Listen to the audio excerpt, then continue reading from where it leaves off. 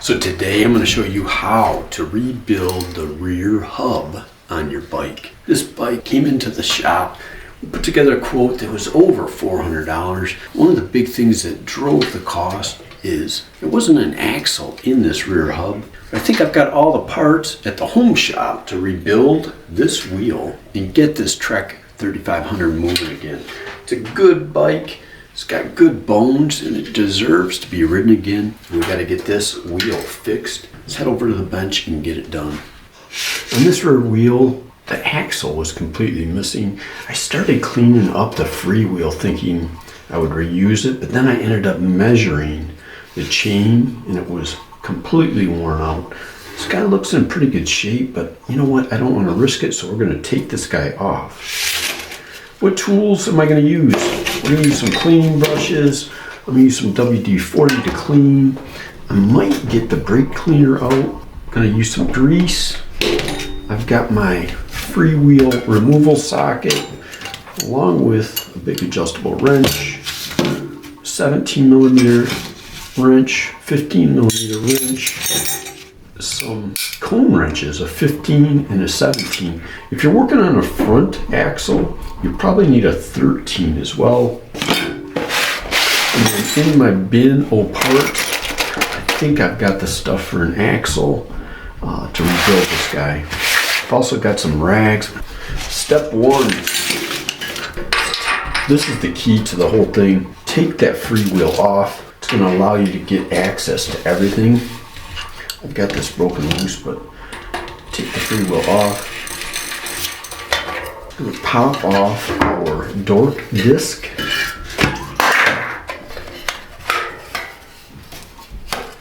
We've got our seal on there. I will take my cone wrench, lift that guy out pretty easily. Oh, I got another one of those around. Time to start cleaning.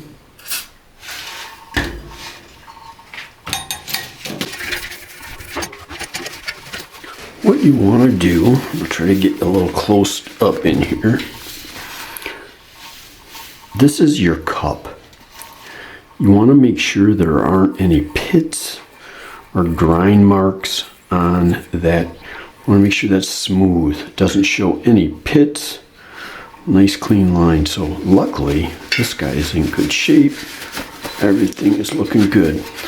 All right, non-drive side, right? Our gears will not go on this side.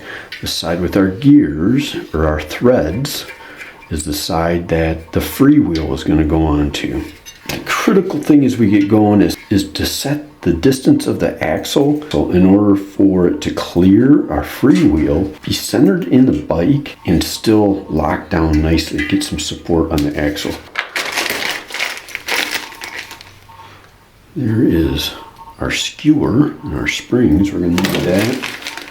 Here is a rear axle. Oftentimes when I put these away, I will spray WD-40 in there. And then after a little bit of time, everything kind of softens. For most bike axles, rear axles, you're going to need 9 ball bearings per side. So each side is going to have 9 bearings in it. And I will leave the drive side, like the side that the gears go on, I'll usually leave this all together. You can see how a little bit of the axle is popping out through the end. So you got a lock nut, a spacer, another lock nut, and then what's called the cone nut. Or you can call this the inner race. So it's looking nice and smooth. So we should be good for putting this guy back together. We've got a nice smooth cone nut, and then our cup or our outer race is looking pretty nice. Let's look at the other cone nut. That side is nice and smooth. A little bit of a wear mark, that's fine, but you don't want to have any pits in that. Here's our lock nut. Spacer. Here's the old seals. Here's the seals that came out of the bike. Kind of leaning more towards using these guys. Seal.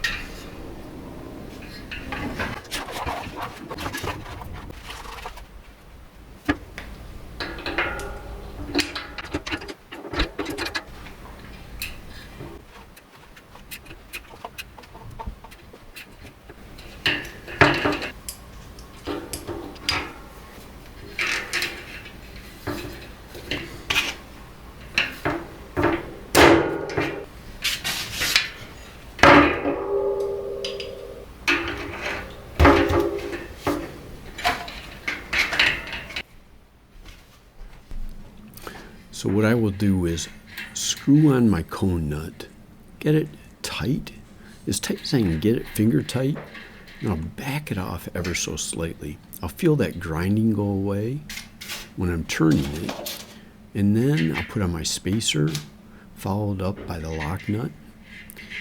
Here's where it gets a little bit critical.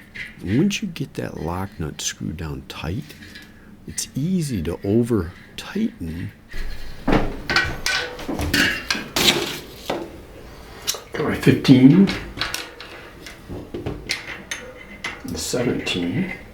So you put your cone wrench on, hold the cone nut in one spot and tighten the lock nut down to it, and then test, right? You'll get the hang of this after trying it a couple times. So that is how you replace or rebuild the axle on your bike. Next step, and the last step, we're not going to put our door disc on. I think it looks cleaner without it, to put our freewheel on. You don't need to tighten this up.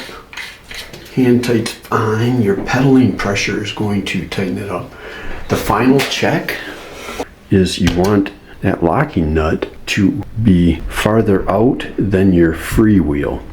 So you can see that there. So that's going to give the axle something to lay against on the frame so it doesn't hit your freewheel gears. So the last step is putting our skewer on. I'm going to have a link up in the corner to watch me rebuild this whole bike, get it back on the road, and I'm also going to have that subscribe button. I would love it if you did that. As always, stay tuned and keep pedaling.